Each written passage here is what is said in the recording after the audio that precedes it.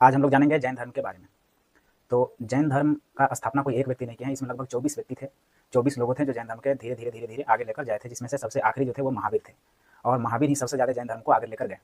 तो महावीर का जो जन्म हुआ था, महावीर का जन्म 599 ईसा पूर्व में हुआ था और इनके वैशाली वैशाली का कुंदग्राम गाँव में हुआ था इनका जन्म 599 ईसा पूर्व में। और इनका जन्म हुआ था, इनके पिताजी का नाम था सिद्धार्थ, माताजी का नाम था त्रिशला और इनकी पत्नी का नाम था यशोदा और उनसे एक पुत्री भी थी।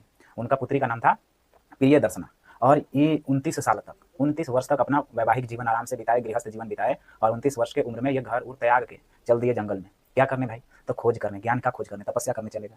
और जब ये जंगल में गए तो ये 16 वर्ष तक खूब तपस्या की, कठोर तपस्या की 16 वर्ष तक। और कठोर तपस्या करने के बाद 16 वर्ष बाद इनको ज्ञान की प्राप्ति हुई, प्राप्ति हो गई महावीर को। और जब ज्ञान की प्राप्ति हुई तो तब इनका तो नाम था, बचपन का नाम था वर्धमान, लेकिन जब इनको ज्ञान की प्राप्ति हुई तब इनका नाम हो गया महावीर। और जब महावीर नाम हो गया तो महावीर मतलब क्या होता है? अतुल्य, जो कभी डरे नहीं, निडर, अतुल्य, एकदम अडिग रहने वाला व्यक्ति को महावीर बोला जाता है। और इनको कैविल बोला गया, कैविलिन बोला गया, मतलब सबसे ज्यादा ज्ञान रखने वाला, सर्वोच्च ज्ञान रखने वाला को कैविल्य बोला जाता है। तो इनको भी वही बोला गया। इसके बाद क्या हुआ? इसके बाद ये अलग अलग जगह पर जा जाके उपदेश देने लगे कि हमको मोक्ष मिल गया, ज्ञान की प्राप्ति हो गई, तो आप लोग भी ज्ञान की प्राप्ति कीजिए, आइए जुड़िए किस धर्म से? जैन धर्म से। और उनमें बात बोला गया कि देखिए, आपका जो कर्म फल है वही जीवन एवं मृत्यु का कारण है, आपका कर्म फल ही जीवन एवं मृत्यु का कारण है। और अगर आप जैन धर्म को अपनाना चाहते हैं तो क्या फॉलो करना पड़ेगा, क्या क्या कार्य करना है? सबसे पहला तो झूठ नहीं बोलना है, असत्य नहीं बोलना है सबसे पहला। दूसरा नंबर में चोरी नहीं करना है, चोरी नहीं करना है, मारपीट नहीं करना है, मतलब अहिंसा का पालन करना है, हिंसा नहीं करना है, तो अहिंसा का पालन करना है। और ब्रह्मचर्य जीवन बिताना, मतलब ब्रह्मचर्य जीवन छोड़ देना है, सब कुछ ब्रह्मचर्य बन जाना है। जैसे बजरंगबली थे ब्रह्मचर्य, तो ब्रह्मचर्य जीवन आपको बिताना है। और गृह घर में नहीं रहना है, बाहर रहना है घर के।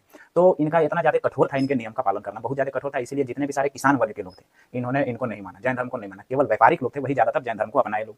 तो व्यापारिक लोग के अपनाने की वजह से ज्यादा विकास नहीं हो पाया जैन धर्म का।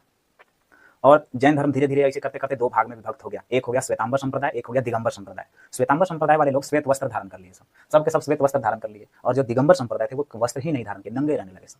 तो श्वेतांबर श्वेत वस्त्र धारण किए, दिगंबर नंगे रहने लगा सब। और ज्यादातर ये आपको उत्तर भारत के कुछ इलाकों में, गुजरात में, कर्नाटक में, ये सब एरिया में आपको ज्यादातर जैन मुनि मिलेंगे, आपको जैन धर्म वाले मिलेंगे। झारखंड में भी है, झारखंड के जो गिरिडीह जिला है वहाँ पर पारसनाथ एक पहाड़ी है, वहाँ पर सबसे जो ऊंचा शिखर है पारसनाथ का, उसको बोलते हैं संवेद शिखर। और उसी संवेद शिखर के ऊपर जैन मंदिर है। और 24 तीर्थंकर जो जैन धर्म के थे, 24 लोग को जो निर्वाण हुआ था, 24 लोग के जो ज्ञान की प्राप्ति हुई थी, मोक्ष मिला हुआ था 24 लोगों को, उन 24 लोगों में से 20 का मोक्ष तो यही मिला हुआ है। 20 लोगों का मोक्ष तो आपको यहाँ पर पारसनाथ में मिला हुआ है। और 23वें तीर्थंकर जो पार्श्वनाथ थे, उन्हीं के नाम पर पारसनाथ, पहाड़ का नाम पारसनाथ हो गया भाई। 23वें तीर्थंकर थे पार्श्वनाथ, उन्हीं का नाम पर। और यहाँ पर सालों भर आते रहते हैं जैन धर्म के तीर्थ, जैन धर्म के मानने वाले लोग पारसनाथ पर पर्यटक स्थल की तरह हो गया। वहाँ पर आप भी जा सकते हैं, जैन धर्म मानने वाले हैं तो, और नहीं मानने वाले हैं तो भी जाइए। झारखंड का भी पर्यटक स्थल तो घूमने वाला जगह है, प्राकृतिक जगह है, नेचर, आप घूमते रहिए। तो ये छोटी सी जानकारी थी जैन धर्म के बारे में। कैसी लगी बताइए, मिलेंगे अगले वीडियो में।